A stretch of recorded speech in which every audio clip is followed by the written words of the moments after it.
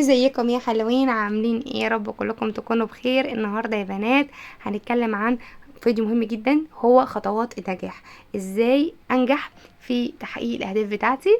وطبعا السبب الوحيد في انك انت تنجحي في اي هدف انت عايز تحطيه هو الروتين الممل. الروتين الممل يا بنات هو السر الحقيقي للنجاح. ايوه زي ما سمعتي كده، الروتين الممل الرخم اللي بيزهقك، اللي بتقولي انا كل يوم هقوم اعمل نفس الحاجه. ايوه هو ده الرخامة والحياة المملة الكئيبة دي. أنا مش عايزة أخليكي يعني تزهقي من حياتك، ولكن هو ده الحاجة الوحيدة اللي هتخليكي تنجحي، إنك انت تعملي الحاجة بشكل مستمر، وإنك انت تعمليها كل يوم. هو ده انت شايفاه إن هو ممل، ولكن هي مش حاجة مملة خالص، بالعكس دي عادات انت بتبنيها، ومع الوقت هتحسي فعلا بقيمة العادات اللي انت عملتيها دي. فأول عامل من عوامل النجاح يا بنات علشان ننجح في الأهداف بتاعتنا هي الاستمرارية. وعلشان أنا أستمر على شيء لازم أعمله بشكل يومي. يعني ما ينفعش النهاردة أقول أنا هتمرن وبكرة أقول لا أنا مش هتمرن. ما ينفعش أقول النهاردة أنا مثلا لو باخد كورس النهاردة هتعلم وبكرة مش هتعلم، أو النهاردة هقرأ وانا بكره مش هقرا. لو انا عايزه ابني عاده القراءه، يبقى لازم علشان ابني عاده معينه الاستمراريه. طيب هل انا لازم اعمل العاده دي بشكل كبير قوي؟ يعني لازم اقعد اقرا 10 صفحات مثلا؟ لا، انا ممكن لو قرات صفحه واحده يبقى انا كده عملت العاده بتاعتي. انتوا فاهمين يا بنات الفكره في ايه؟ المهم ان انا بضحك على عقلي ان انا عملت العاده. لو انا هتمرن 10 دقايق مش لازم، حتى لو انا متعوده بتمرن كل يوم نص ساعه مش مهم. النهارده انا تعبانه مش قادره اتمرن 10 دقايق، بس الاسم ان انا عملت العاده، انا بضحك على عقلي انا عملت العاده بتاعتي النهارده. فيبتدي يترجم عندي برافو انت كده شاطره، انت كده بتنجحي. تمام، فالمخ بيترجم كده وبيخليكي تعيشي الحياه دي ان انت ناجحه، ان انت بتحققي. يلا برافو، بيشجعك، يلا انت مستمريه. طيب تاني عامل هو الصبر على النتائج يا بنات.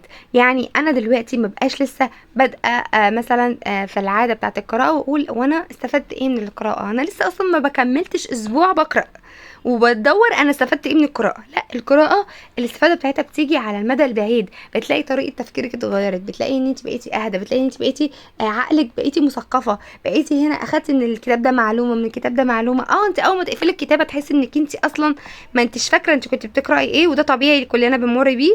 ولكن مع الاستمرار في القراءه ومع على المدى البعيد، مش بعيد قوي يعني مثلا لو استمريتي شهر شهرين في القراءه، لا بتحسي ان في تغيير في طريقتك حتى في كلامك، وهكذا على اي عاده، على رياضه، اي حاجه.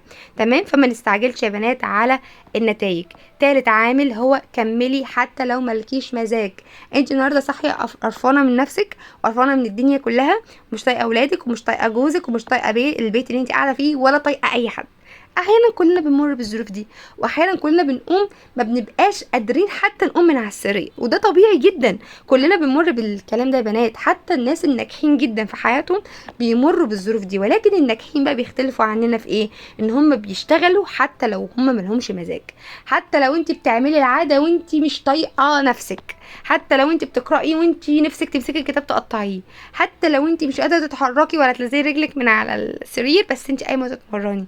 حتى يا بنات لو هعمل بكميه صغيره، لو هعمل حاجه بسيطه جدا، بس انا بعمل حتى لو انا ماليش مزاج. فده مهم جدا يا بنات، ما تبقيش شخصيه مزاجيه. يعني انا النهارده رايقه فانا هقوم اظبط حالي، النهارده انا مش رايقه لا انا مش عامله حاجه. لا، مفيش حد بينجح بالطريقه دي. طيب رابع عامل من عوامل النجاح يا بنات وهو ان انا التزم بروتين ثابت مهما كانت الظروف صعبه. حتى لو الظروف كلها حواليا صعبه، انا عامله روتين ملائم لظروف حياتي. يعني انا كبنت غير كأم، مثلا لو انا لسه بنوته وما تزوجتش فانا عندي وقت فاضي كبير جدا، اقدر اعمل حاجات كتيره جدا واستغل الوقت ده كله لنفسي وان انا اطور من نفسي. طب لو انا دلوقتي ام وعندي مسؤوليات كبيره جدا، اكيد مش على البنوته اللي لسه ما اتزوجتش، فلا انا هنا اوريدي ببقى بعمل روتين خاص مناسب لظروفي. يبقى انا هنا بعمل اساسا من البدايه خطه واقعيه ملائمه لظروفي. ما بقاش انا ام عندي 3 اولاد ايام مدرسه او ايام امتحانات واقول انا كل يوم هنزل اتمرن في الجيم ساعه، يبقى انا كده من ست مش واقعيه، يبقى انا كده ست بحط اساسا معوقات قدام نفسي. يبقى انا هنا لما اجي احط خطه احطها ملائمه اساسا لظروفي عشان اقدر التزم بيها في اي وقت. طيب خليكي فاكره ان النجاح الحقيقي في الخطوات البسيطه اللي بنعملها، مش في الحاجات الكبيره قوي اللي بعملها بشكل متقطع.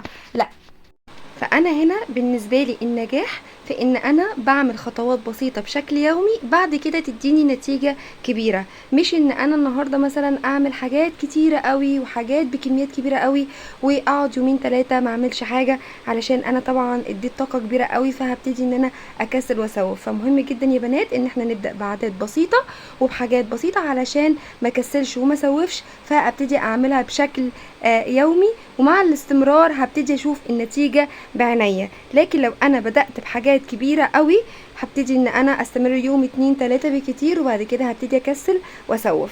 وبس كده، يا رب بقى الفيديو يكون فادك وعجبك وتكوني استفدتي منه باي حاجه ولو بسيطه. ولو كنت فعلا استفدتي من الفيديو بتاعي النهارده ما تبخليش بقى عليا بلايك حلو وكومنت حلو عشان بيشجعني.